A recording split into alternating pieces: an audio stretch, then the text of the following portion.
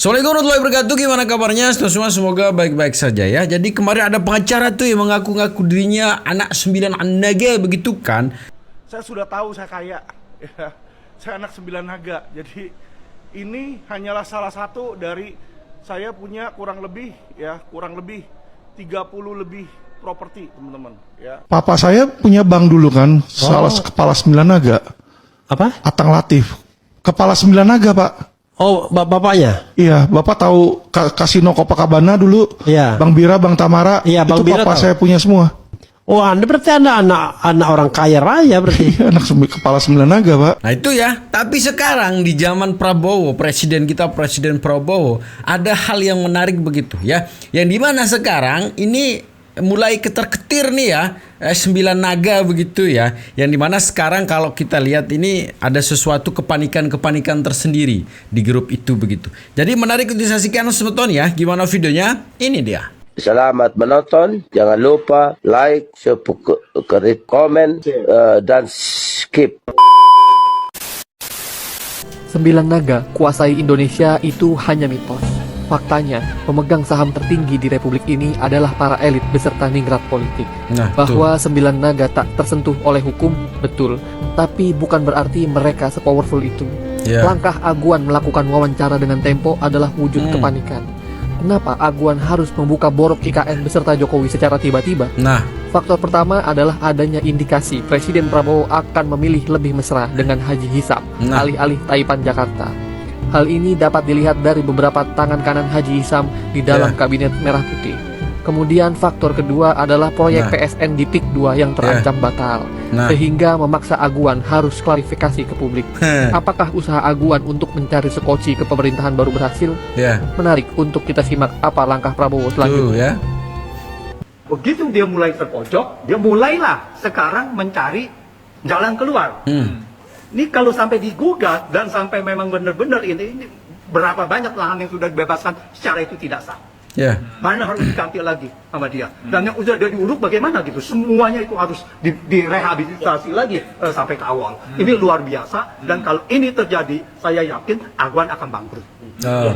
Nggak mungkin bisa untuk membiayai ini semua gitu. Nah itu. Nah, jadi dia kelihatannya sudah agak panik.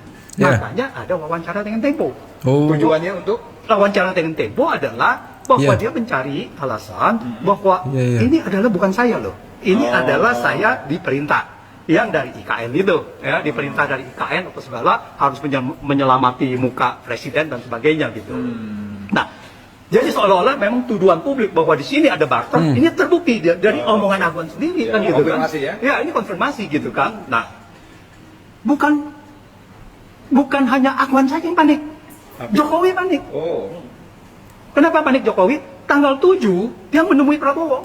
Yo. Tanggal 7 Desember. makan malam di Hotel Eropa. Dia kan menemui Prabowo kan. Hah? Apa yang dia temui Prabowo? Apa dia mau jadi ketum? Kan nggak mungkin. Dia minta untuk menjadi ketua umum seperti yang beredar lah ya. Untuk Golkar lah, untuk Gerindra, apa segala gitu, PDP. Nggak mungkin itu. Yang saya ngelihat, kalau dugaan saya adalah, di sini adalah kepanikan. Dia minta perlindungan. Prabowo, tolong dong ini diredam gitu. Ini menteri Anda ini sudah bicara begini nih. Ini membahayakan. Ya gitu kan. Dia minta ke situ gitu. Dugaan ini Ya, ya. dugaan saya ke situ. Tapi apa yang terjadi? Prabowo menjawabnya dengan mutasi 300 pati. Ada hubungannya deh? Iya dong, itu kan dipreteli. Jenderal-jenderal Jokowi kan dipreteli di situ kan. Di sini kita harus melihat ada satu kesatuan. Nah, artinya di sini Aguan panik, meminta backingan juga itu, lalu dia sudah menyalahi Jokowi. Jokowi panik, minta backup dari Prabowo. Kelihatannya Prabowo tidak menjawab itu. Kelihatannya Prabowo meneruskan dengan mempreteli juga Jokowi juga gitu. Nah, ini yang menarik gitu. Menarik. Ya, jadi kita lihat bahwa ini permainan belum ini. Jadi kericuhan-kericuhan yang Jokowi sebabkan, ya ini sudah. Ngeri ya. Apa yang disampaikan Aguan soal dirinya menjadi umpan untuk menarik investor asing di IKN membuktikan bahwa IKN hanyalah sebagai pepesan kosong karena keterlibatan Aguan dalam proyek tersebut hanya untuk menyelamatkan dan menjaga wajah Mulyono. Mulyono sadar mimpinya tersebut sangat sulit diwujudkan. Untuk menutupi kegundahan Mulyono, Aguan pun dimanfaatkan. Meski dia sebenarnya enggan untuk menarik kembali minat asing menanamkan modalnya, menurut Aguan, ia dan para Taipan tak bisa menolak permintaan Jokowi agar menanamkan uangnya di IKN. Klaim pemerintah bahwa ratusan investor telah membenamkan uang di IKN hanya pepesan kosong. Mereka yang berpunya kelak tinggal di kawasan Pantai Indah Kapuk Tropical Coastland yang sedang dibangun. Yang miskin, Seru ya. paksa melepaskan lahannya kepada pengembang, mungkin menjadi penghuni kampung yang mengelilingi area tersebut. Padahal jelas-jelas pembangunan Peak Tropical Coastland tidak sesuai dengan rencana tata ruang dan wilayah karena sebagian besar areanya berada di dalam kawasan hutan lindung. Dipaksakan menjadi PSN, Peak Tropical Coastland ditengarai merupakan imbal jasa pemerintah kepada Agung Sedayu Group, pengembang proyek itu. Pemberian status PSN kuat diduga merupakan kompensasi atas permintaan Joko Widodo kepada Agung Sedayu yang membiayai sebagian pembangunan ibu kota Nusantara, proyek ambisius yang membutuhkan banjir investasi.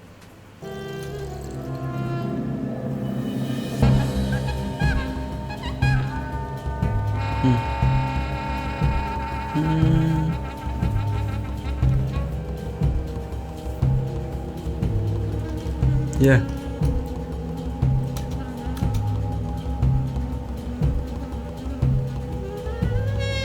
Nah, dia ngadep ini ya, apa namanya, 9 naga lah ya ke Jokowi gitu ya. Ini sudah menjadi mantan presiden kita ya, Presiden Jokowi.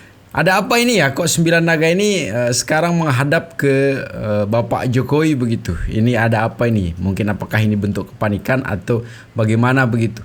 Jadi gimana kabarnya tuh ya? Yang kemarin koar-koar gitu anak 9 naga begitu. Sedangkan ini sekarang 9 naga ini menghadap Bapak Jokowi begitu. Tapi intinya tadi sudah dijelaskan ya di video sebelumnya bahwa ada pertemuan kemarin memang yang terjadi antara Bapak Jokowi sama Presiden kita ya, Prabowo begitu.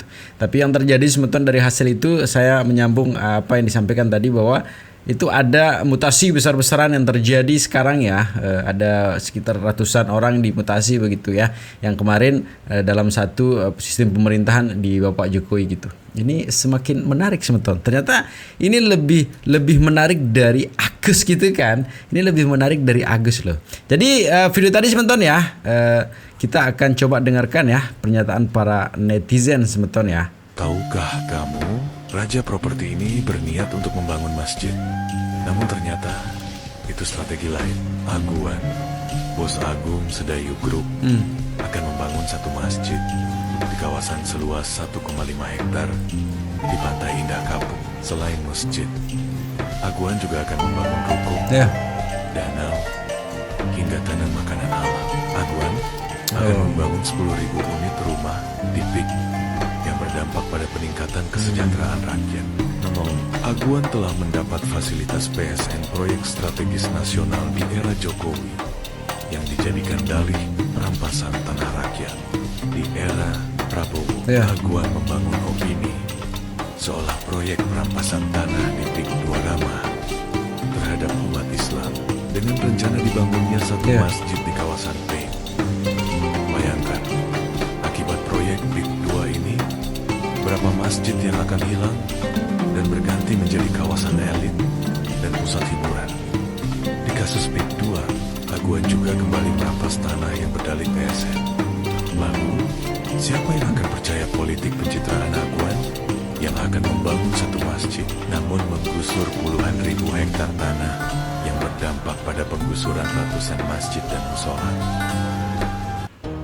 IKN itu cuma investasi pepesan kosong. IKN itu adalah proyek gagalnya Joko Widodo. Lagi-lagi Tempo membuat heboh. Tempo mengambil tagline yang mengatakan kata Tempo nih, Pak Aguan mengatakan bahwasannya IKN itu adalah investasi pepesan kosong. Beberapa hari yang lalu, judul besar dari berita Tempo memang seperti itu. Hanya dengan hitungan jam langsung berubah. Ternyata Tempo sudah dikirimi peringatan dari timnya Pak Aguan bahwasanya tidak benar Pak Aguan mengatakan investasi IKN itu adalah pepesan kosong. Pada saat Tempo mengajukan untuk wawancara dengan timnya Pak Aguan, bahkan Pak Aguan pun mengatakan dan menyampaikan hal-hal yang baik-baik mengenai IKN. Pak Aguan juga mengatakan bahwasanya IKN itu adalah proyek jangka panjang yang nanti keuntungannya tidak bisa didapat dalam waktu segera. Kurang lebih seperti itu narasi dari Pak Aguan, tapi dipelintir-pelintir oleh Tempo. Pada akhirnya Tempo merevisi kembali judul berita besarnya. ketika berita itu keluar banyak yang ngegoreng-goreng sampai gosong guys. Tahu lah ya siapa pelakunya. Kasian deh lu habis disomasi sama tim kuasa hukum Pak Aguan nih ye. Langsung berubah nih ye. Kemarin pepesan kosong, sekarang dipermanis bahasanya ya. Ada Pak Aguan itu memuji-muji proyek Pak Joko Widodo ini. Masa bisa-bisanya Tempo mengubah-ubah gitu.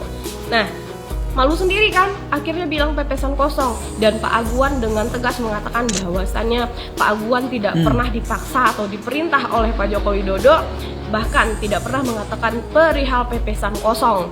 Sebagai pengusaha atau yang disinyalir sebagai 9 naga, beliau akan memikirkan efek jangka panjang, bukan efek sekarang. Analoginya sangat sederhana ya teman-teman. Ketika kamu menanam pohon hari ini, tidak mungkin besoknya kamu langsung memetik buah. Dan itu semua butuh proses. Dan Pak Aguan juga mengatakan bahwasannya ini adalah prospek yang sangat baik. Ternyata ini Tempo sendiri yang mengajukan permohonan untuk mewawancarai Pak Aguan.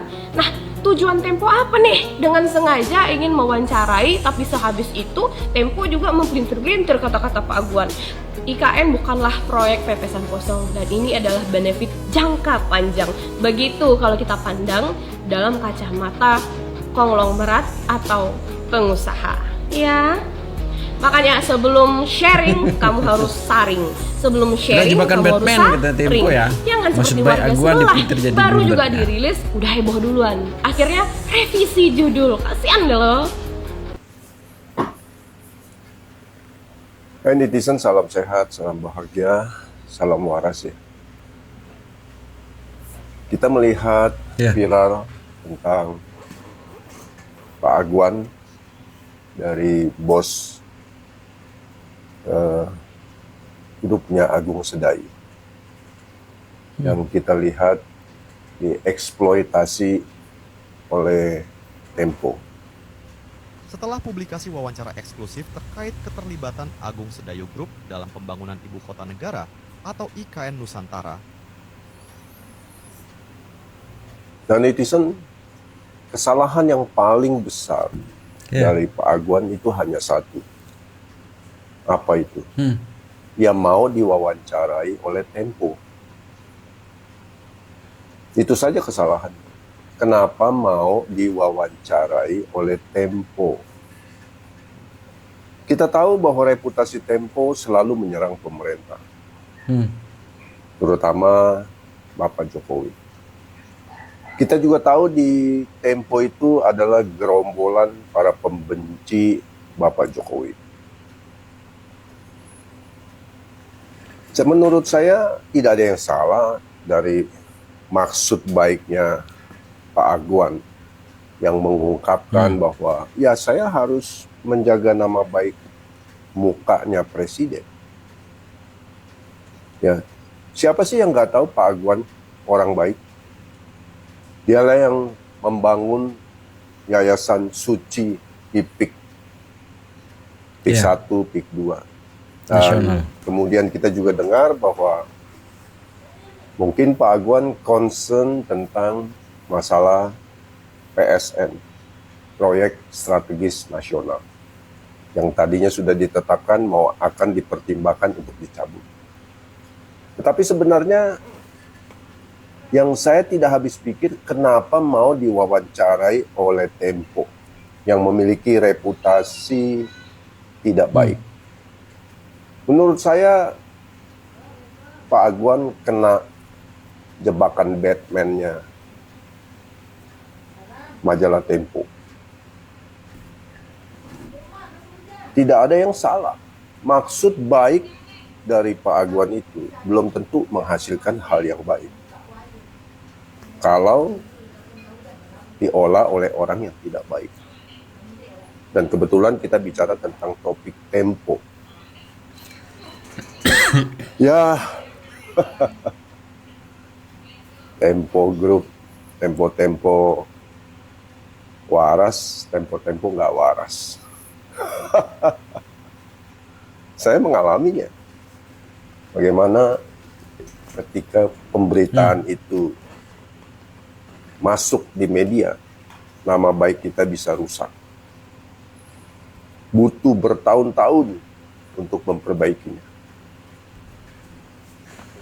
kasus status PSN itu adalah sepenuhnya Iya, wewenang Bapak Prabowo Gibran.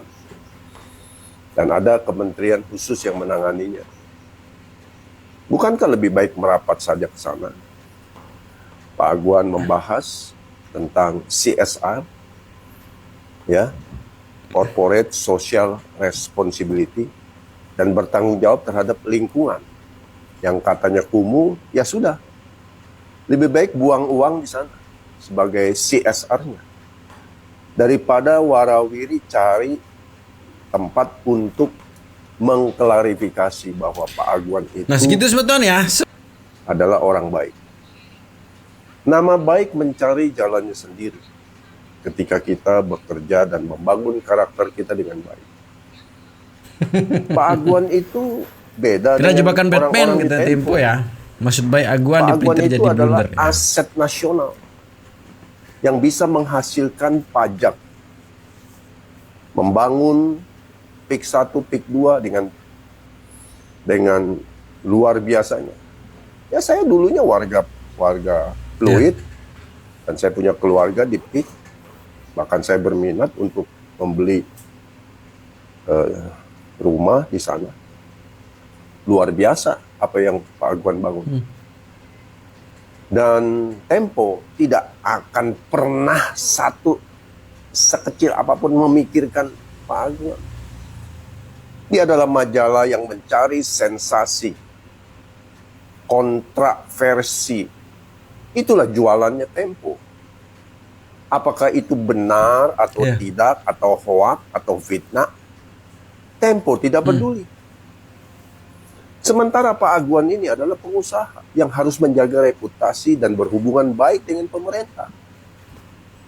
Saya juga tidak habis pikir, kenapa manajemen Pak Aguan kok mau atau mengizinkan Pak Aguan itu diinterview oleh Tempo. Kalau saya jadi orangnya Pak Aguan, saya akan katakan hati-hati. Tempo itu seperti laba-laba. Dia akan memasang jaringnya dan menyiapkan perangkap untuk korbannya terperangkap dan menggorengnya untuk kepentingan dia. Dia tidak peduli. Pak Aguan di sini adalah korban nasional dari ketidakbenaran majalah Tempo. Jadi menurut saya, ya jangan mengklarifikasi di majalah Tempo. Cari Kompas TV, wawancara yang benar. Jelaskan maksud hati dan tujuan mulia Pak Aguan. Ya, toh Pak Aguan sudah menyatakan untuk mendukung IKN membawa para konglomerat yang katanya 9 naga ke sana. Ada Ara Sirait di sana. Bagus. Anda sebagai orang yang sudah mencicipi keberkahan dari majunya stabilitas keamanan ekonomi Indonesia oleh pemerintahan Bapak Jokowi. Tentunya Pak Aguan mau membalas untuk mensupport IKN, proyek nasional. Dan ya, Pak Aguan mendapatkan apresiasi. Ya, saya berdoa buat Pak Aguan. Semoga Pak Aguan tawakal di dalam menghadapi cobaan. Ya, ketika urusan PSN, urusan IKN yang digoreng-goreng oleh Tempo. Ya, karena memang Tempo ini tukang goreng. Ya. Seperti tempe digoreng-goreng begitu. Semoga Pak Aguan sehat selalu, sukses, dan jangan lupa merapat kepada Prabowo. Jangan cari Tempo. Kalau mau mengklarifikasi, jangan cari Tempo, cari Kompas TV agar masyarakat tahu bahwa Pak Aguan itu orang baik. Oke, God bless you, all the best. Nah segitu sebetulnya, semakin menarik ya. Kemarin yang kor-kor anak 9 naga bagaimana? Tapi mudah-mudahan sih karena kita tidak tahu juga apa benar apa salah yang mengaku kemarin anak 9 naga ya. Jadi segitu sebetulnya videonya ya, tetap jaga persatuan kita. Assalamualaikum warahmatullahi wabarakatuh.